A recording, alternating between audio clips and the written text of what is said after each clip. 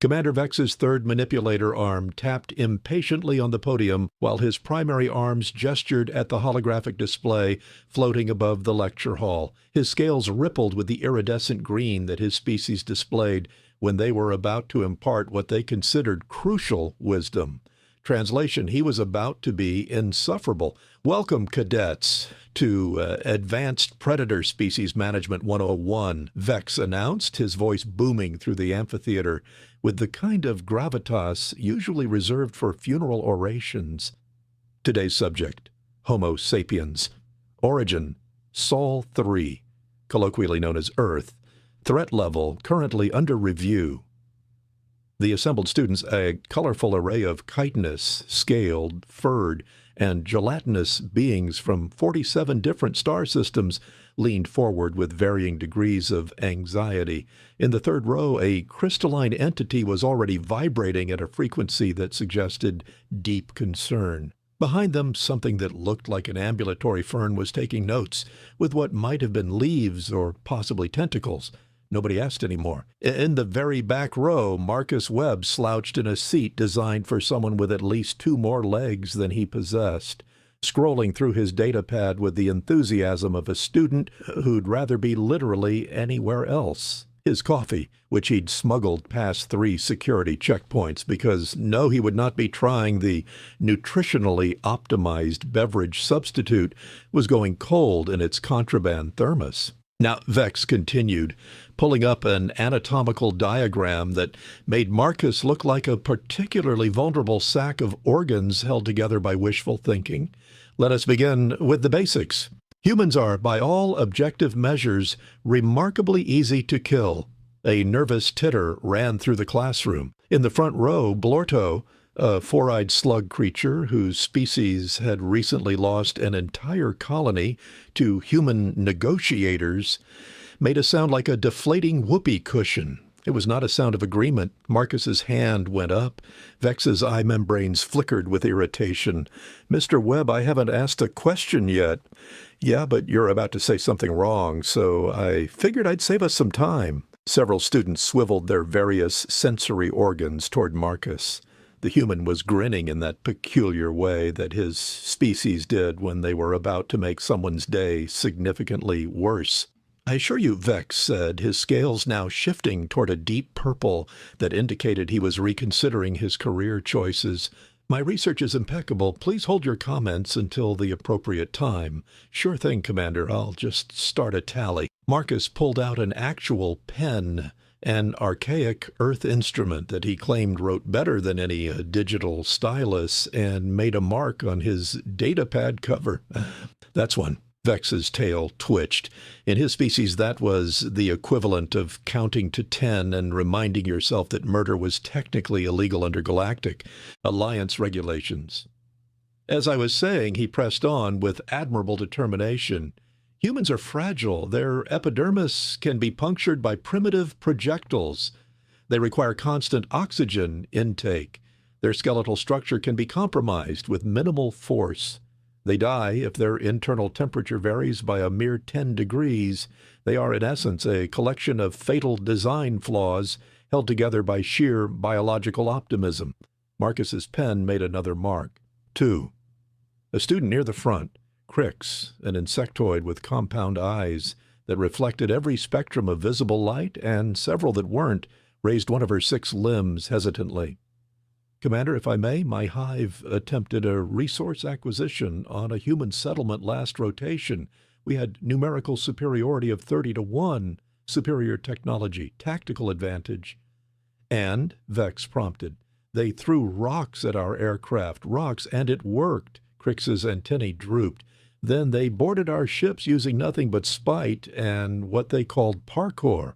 We retreated. High Command is still in therapy." Marcus didn't raise his hand this time. He just held up 3 fingers and smiled. Commander Vex's scales rippled through several colors that didn't have names in most languages, finally settling on a shade that roughly translated to, "Why did I choose education as a career path?"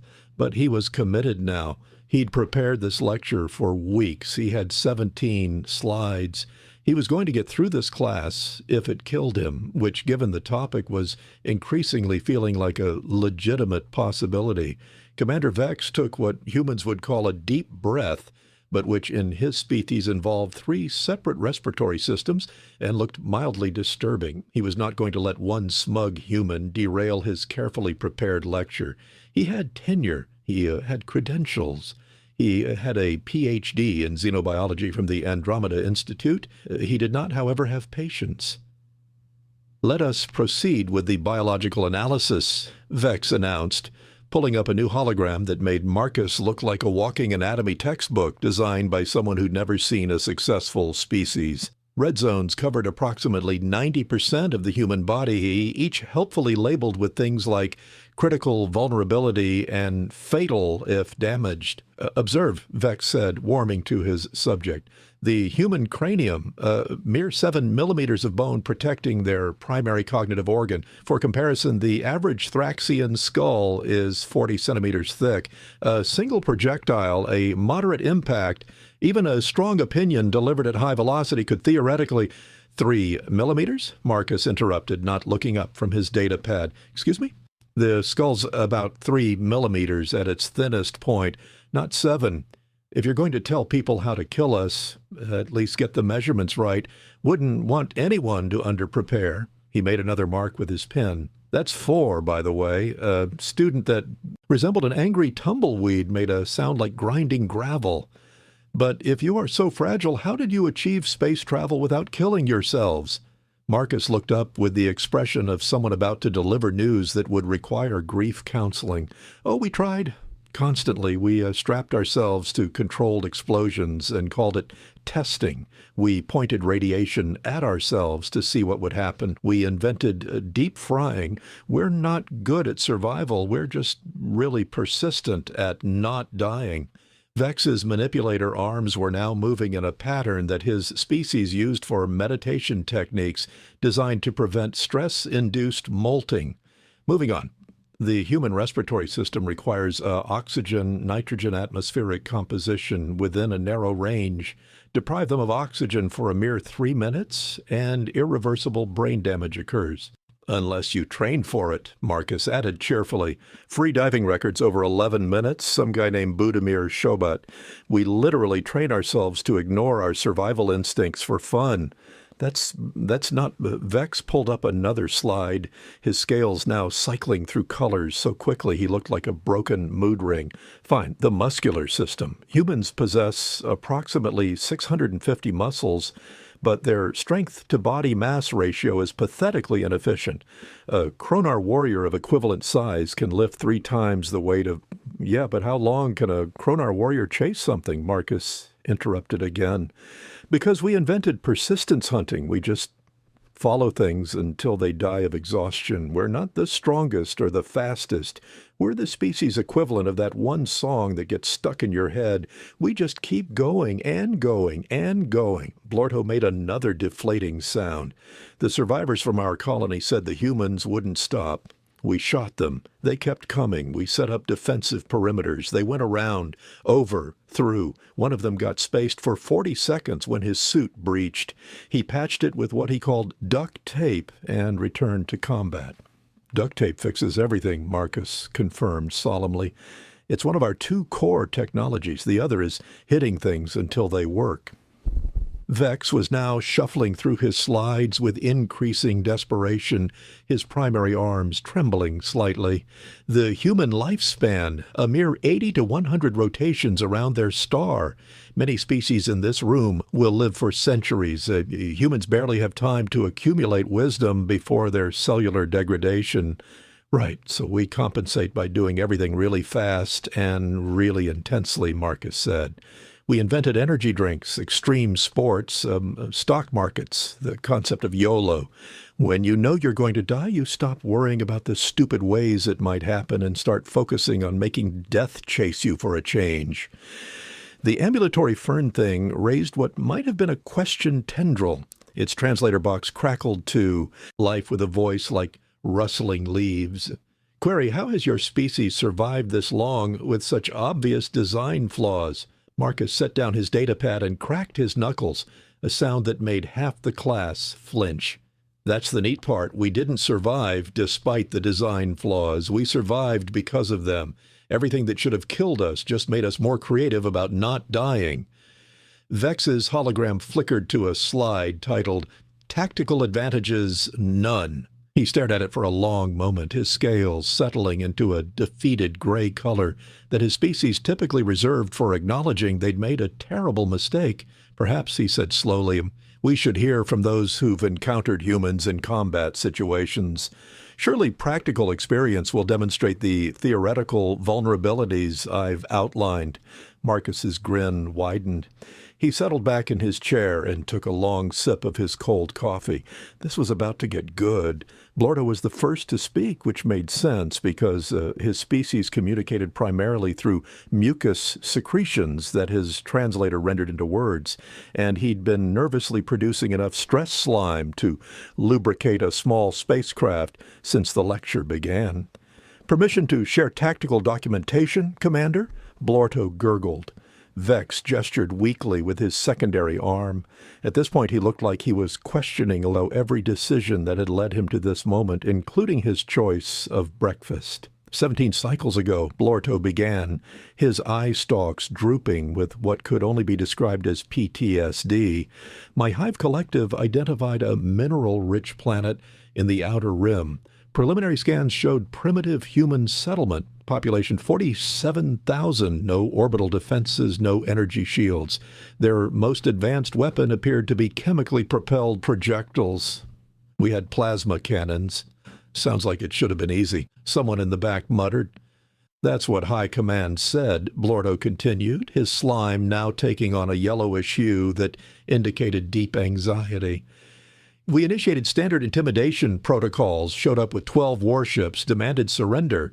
The human representative, a female named Rodriguez, looked at our fleet and said, and I quote from the recording, 'That's cute.'" Marcus snorted coffee through his nose, which created a brief moment of concern among students who weren't sure if humans could survive internal beverage inhalation. He recovered quickly, wiping his face. Classic Rodriguez energy.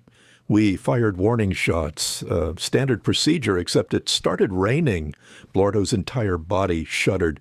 "My species evolved on a desert world. Rain is uncomfortable for us, reduces visibility, impacts mobility. The humans, however, appeared to fight better in the rain. They said it was good weather for combat. They had a phrase, a tactical precipitation advantage." "We just call it Tuesday," Marcus offered helpfully. "They used the rain as cover, climbed our ships, using magnetic grips and what they called parkour." Blorto's translator struggled with the word, making it sound like a war cry. "Once aboard, they disabled our systems not with sophisticated hacking, but by pouring a beverage called coffee into our control panels. The equipment short-circuited. When we asked why they would waste their own resources, they said..." He paused, his slime turning a traumatized purple. "They said they could always make more coffee, but this was too funny to pass up." Vex's scales had gone completely gray now. Surely that was an isolated incident, a poorly planned operation against an unusually resourceful colony. Crix's antennae twitched rapidly, her species equivalent of a bitter laugh. "Commander, if I may, my fleet attempted a night assault on a human mining station. We have excellent night vision. Humans, as you noted, have poor sensory capabilities in low-light conditions. We had every advantage." "Had?" Vex asked weakly. "Humans invented something called caffeine." Crix's compound eyes somehow managed to convey existential horror. "It's a chemical stimulant that overrides their sleep requirements. They don't need to see well at night if they simply refuse to acknowledge that night is for sleeping. Our intelligence suggested the station operated on 3 8-hour shifts, logical, efficient."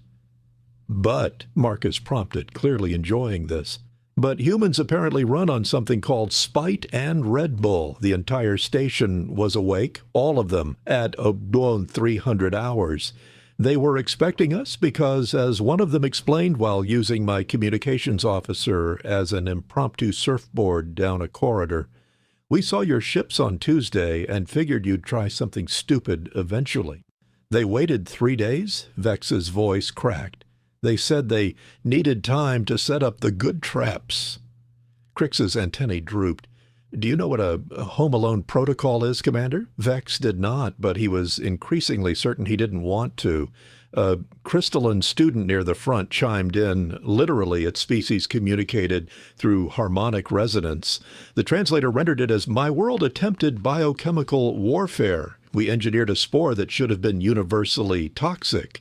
The humans inhaled it, got sick for approximately one solar rotation, then recovered. When we analyzed their response, they had somehow metabolized the toxin. They called it adapting. We call it biological insanity. They also, the crystal being continued, its harmonics taking on a tone of disbelief, took the spores we'd engineered and began deliberately exposing food to them. They called it fermentation and cheese making. They thanked us for the new recipe ideas. We haven't attempted aggression against humanity since. We're too afraid of what they'll do with our next weapon." Marcus was now openly grinning. "Blue cheese is an acquired taste, but it's pretty good on buffalo wings." "What?" Vex asked slowly. "Is a buffalo wing? Do I want to know?" "Probably not," Marcus admitted, "but it's delicious and involves deep frying things that shouldn't be deep fried, which is very on brand for us." A student that looked like an ambulatory rock formation rumbled to life. "My people tried psychological warfare. We have telepathic capabilities. We projected their worst fears directly into their minds." And Vex was now holding his podium for support. "They've already been doing that to themselves for entertainment purposes. They call it horror movies and the news. One human told me," the rock creature paused, "that our worst fear projection was basically just like being back in high school." "What's high school?" someone asked. Marcus's expression went dark.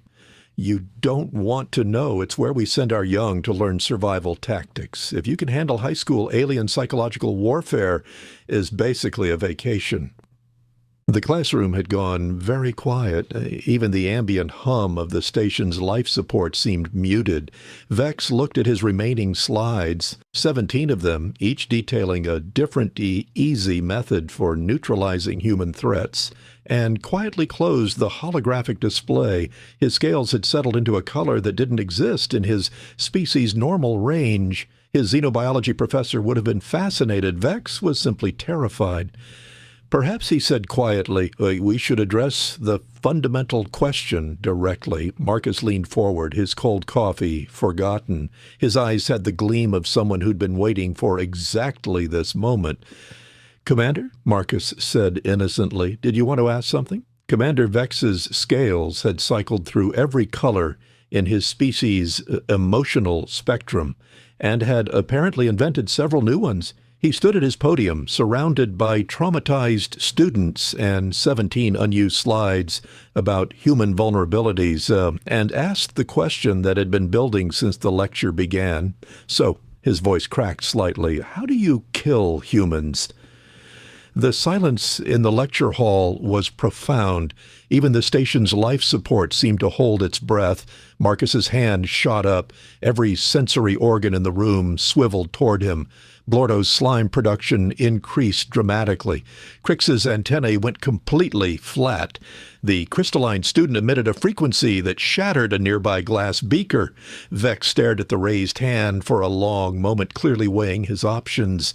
He could ignore it, pretend he hadn't seen it, end the class early and retire to a nice, quiet moon somewhere. Maybe take up gardening. Instead, with the resigned air of someone stepping off a cliff, he said, "Mr. Webb?" Marcus stood up, stretched in a way that made several students flinch. Apparently, voluntary joint cracking was not universal, and smiled. "You don't?" The classroom erupted. Not in sound. Most species present didn't process shock through vocalization, but in a wave of physical responses. Blorto deflated completely and pooled on his seat. Crix's exoskeleton made a sound like bubble wrap being crushed. The rock creature cracked down its middle. 3 students in the back simply fainted, which was impressive considering 2 of them didn't have a traditional nervous system. "What do you mean, you don't?" Vex's bellow echoed through the hall, his scales flashing through angry reds and terrified purples so fast he looked like a malfunctioning Jingshi light. Marcus picked up his coffee thermos, took a casual sip of his cold beverages, and continued like he was discussing the weather. I mean exactly what I said. You don't kill humans. Oh, sure, you can. We're individually pretty squishy, but as a species, you don't. You know why?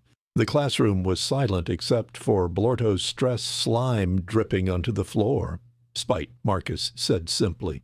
Humans run on spite. We have documented cases of people surviving fatal injuries.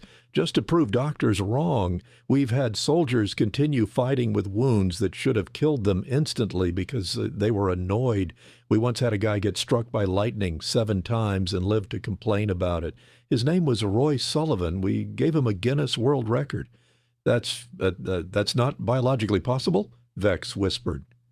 Commander, we domesticated wolves. We looked at apex predators and said, I'm going to make that a pet and put a sweater on it. We invented the deep-fried candy bar. We went to our moon, not because it was easy, but because Marcus paused for effect. And I'm directly quoting our leadership here, because it is hard. We do things because they're difficult. We eat things that are literally poisonous to establish dominance over our own food chain. Marcus walked down from the back row, and students scrambled out of his way like he was radioactive, which, given human history with radiation, was not entirely unreasonable. You want to know the secret to humanity? Marcus reached the front of the classroom and leaned against Vex's podium. We're the species that looked at the heat death of the universe and said, not on my watch. We're not the strongest, or the fastest, or the smartest, or the longest lived, but we're the one species in this entire galaxy that's too stubborn to quit. Ever, he turned to address the entire class. You can kill a human, but humanity? We're like that one song you can't get out of your head, that one stain you can't wash out, that one problem that won't go away, no matter what you try. We're the galaxy's most persistent infection, except we bring coffee and friendship and an absolutely unhinged determination to make friends with everything that doesn't immediately try to eat us. And the things that do try to eat us? Marcus grinned. We eat them back, and we deep fry them, and we put them on a bun with special sauce. Vex slumped against his podium. This was supposed to be a simple lecture. Commander, Marcus said gently, there's nothing simple about humans. That's kind of our whole thing. Commander Vex's teaching pride, battered, bruised, and currently questioning its life choices, made one last desperate stand. His scales flickered through a determination pattern that his species used before doing something monumentally stupid. A demonstration then, Vex announced, his voice taking on the manic quality of someone who'd already lost but refused to acknowledge it. Mr. Webb, if you're so confident in human resilience, perhaps you'd volunteer for a harmless combat simulation. Marcus's eyes lit up in a way that should have immediately warned Vex he'd made a terrible mistake. Absolutely. What are we talking about? Standard survival assessment. 60 seconds against a holographic apex predator from Crin 9. The simulation measures psychological resilience under extreme threat conditions. Vex pulled up the statistics with a manipulator arm that trembled only slightly. Average survival time before mental breakdown, 12 seconds. Current record holder, a Tharnax warrior, lasted 18 seconds. What's the catch? Marcus asked, already walking toward the simulation pad. No catch. It's perfectly safe. The hologram cannot physically harm you. It merely tests your will to survive. Vex's scales shifted to a color that suggested he was already regretting this, but was too committed to stop. Marcus stepped onto the platform, cracking his knuckles again. Just to be clear, I can't actually hurt it either, right? It's just a hologram? Correct. The objective is simply to survive without psychological collapse. Cool. Hit me. Vex activated the simulation.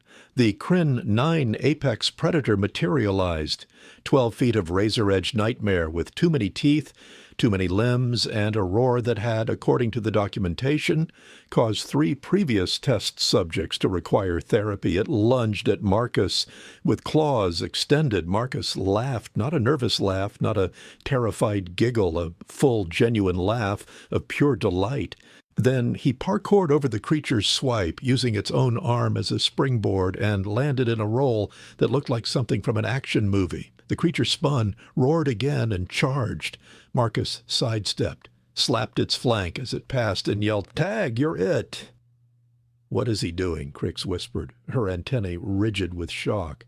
I think Blorto's slime had taken on a color that indicated his worldview was actively being reconstructed. I think he's playing with it. The predator simulation, programmed with the hunting patterns of a creature that had dominated its planet's food chain for 6 million years, was now experiencing something its code had never accounted for: confusion. It lunged. Marcus dodged and did a backflip, completely unnecessary, purely for style points. 30 seconds, Vex announced weakly. Marcus was now narrating. Oh, big stretch from the murder beast, really committing to the core engagement. Excellent form, solid 7 out of 10 on the intimidation factor.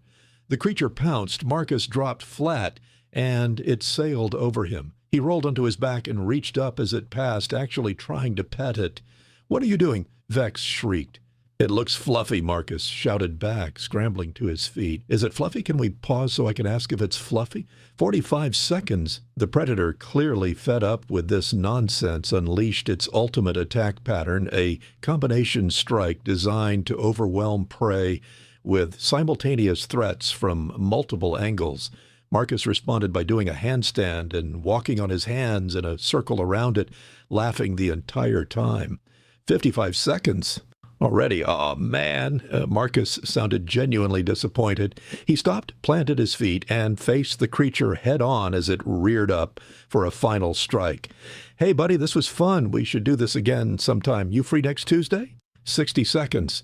The simulation ended. The predator vanished mid-lunge. Marcus stood in the center of the platform, slightly out of breath, grinning like he'd just gotten off a roller coaster.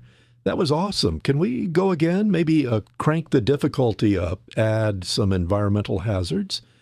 The lecture hall was silent except for the sound of Blorto's slime hitting the floor in rhythmic droplets and the faint whimpering of the rock creature who had apparently developed the capacity for emotional distress.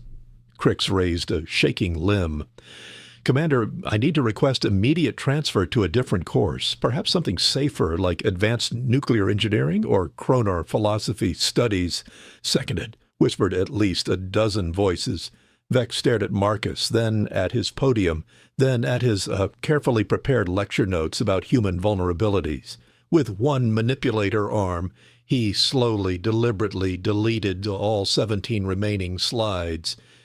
"Class dismissed," he said quietly. "Due to collective trauma response, we will resume. Never goodbye." The lecture hall emptied faster than a spaceship with a hull breach. Students fled in various states of psychological distress. Blorto left a slime trail that maintenance would be filing complaints about for weeks. Crix walked directly into a wall twice before finding the door, and the crystalline student was emitting a frequency that roughly translated to, why? Within 90 seconds, only 2 beings remained.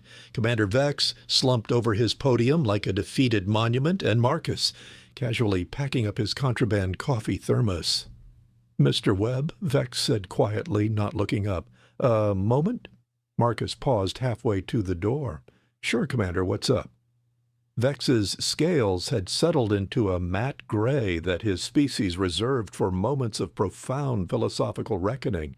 If humans are, as you described, persistent, unkillable, running on spite and caffeine, why are you part of the Galactic Alliance at all? Why not simply conquer?